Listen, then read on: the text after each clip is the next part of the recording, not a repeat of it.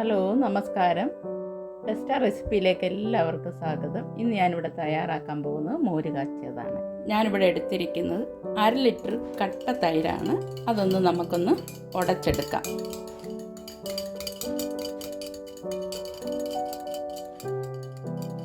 അങ്ങനെ നമ്മുടെ തൈര് ഉടച്ച് ചേർത്ത് എടുത്തിട്ടുണ്ട്. ഇതിലേക്ക് നമുക്ക് ആവശ്യത്തിന് വെള്ളം കൂടി ചേർത്ത് കലക്കാം. നമുക്കിനി മോര് കാച്ചാനായിട്ട് തുടങ്ങാം. അതിനായിട്ട് ഞാനൊരു കടായി അടുപ്പത്ത് വയ്ക്കുകയാണ്.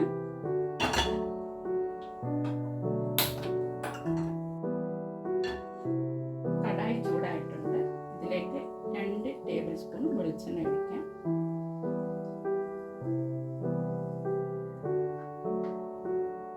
വെളിച്ചെണ്ണ ചൂടായിട്ടുണ്ട്. ഇതിലേക്ക് നമുക്ക് കുറച്ച് കടുക് ചേർക്കാം.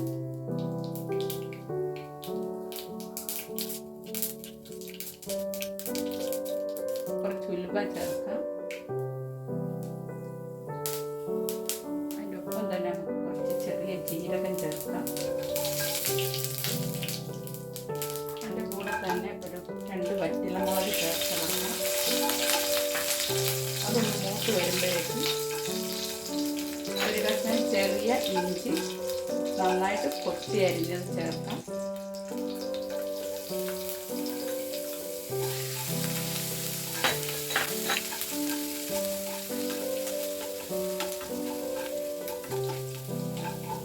അതിൻ്റെ ഒപ്പം തന്നെ നമുക്ക് 4 പച്ചമുളക് കീറിയതിടാം.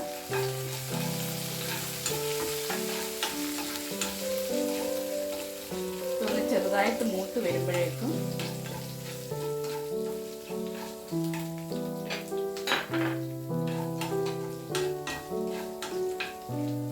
ഒരു മീഡിയം വലിപ്പത്തിലുള്ള ഒരു സവാള അരിഞ്ഞത് ചേർക്കാം.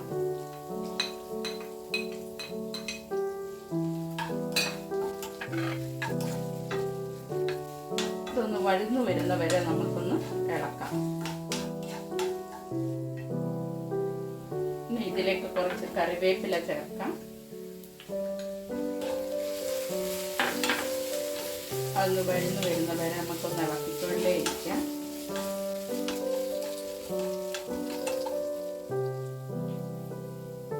ഇനി ഇതിലേക്ക് നമുക്ക് ഒരു 4 വെളുത്തുള്ളി ചതച്ചത് ചേർക്കാം.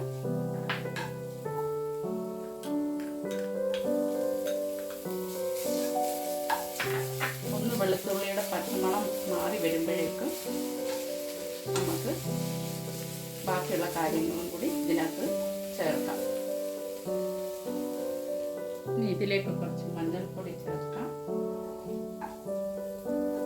അതിനൊപ്പം തന്നെ നമുക്ക് കുറച്ച് മുളക് പൊടിയും ചേർത്ത് പച്ചമണം മാറുന്ന വരെ ഒന്ന് ഇളക്കാം.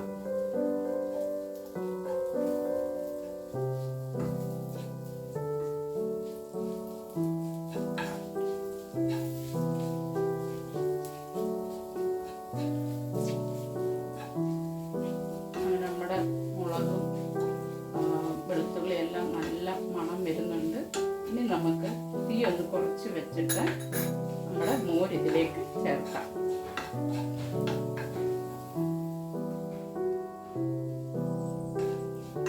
ഇതിലേക്ക് മോരൊഴിച്ച് നമുക്ക് ഇതൊന്ന് ഇളക്കാം. തീരെ തീ ഇല്ലാതെ വേണം മോര് ഇതിലേക്ക് ഒഴിക്കാൻ. കൂടുതൽ തീ ആയാൽ ഈ മോര് ഇരിഞ്ഞു പോകും. ഇനി അതൊന്ന് ചൂടാകുന്ന വരെ ഒന്ന് ഇളക്കിക്കൊണ്ടിരിക്കും.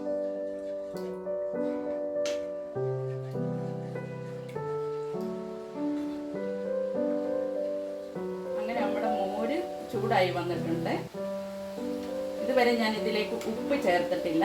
ഇതൊന്ന് 5 മിനിറ്റ് ഒന്ന് തണുക്കാൻ വെച്ചിട്ട് നമുക്കതിനകത്തേക്ക് ഉപ്പ് ചേർക്കാം. ആ തീ ഓഫാക്കുകയും ചെയ്യാം.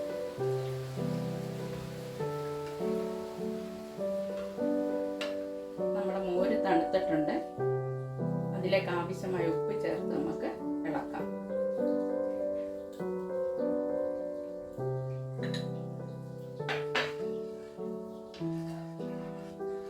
അങ്ങനെ നമ്മുടെ മോരുകറി റെഡി ആയിട്ടുണ്ട്. ഇതെല്ലാവരും ഒന്ന് ട്രൈ ചെയ്ത് നോക്കുക, സപ്പോർട്ട് ചെയ്യുക.